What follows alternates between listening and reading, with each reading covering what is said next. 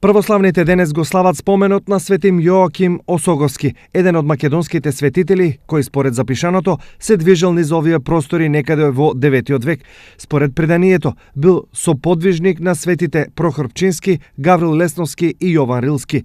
Култот на свети Јоаким Осоговски во источниот дел на Македонија, каде всушност и поминал најголем дел од животот, е исклучително голем. Во негова чест овде се подигнати голем број цркви и манастири, а по него е крстено и виничкото село Јакимово, каде на овој ден се собираат голем број на верници. Тука многу народ се собира, бидејќи е местоположбата многу добра, околу 30 котли ручек готвиме и за сите присутни има ручек да се подели.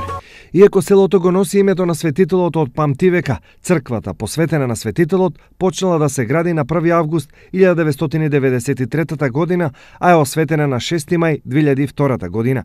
Нејзината изградба е помогната од многу верници, главно иселеници од овој крај. Постојано инвестирам, значи не сум застанал, постапно секоја година значи го надоградуваме, го прошируваме, така да тоа сигурно нема да престане. Најпрво од духовен карактер, значи најпрво сакаме да го подигнеме на повисоко ниво духовниот живот на местното население и понатаму исто така и како една убавина воопшто за селото и за општината како и за регион.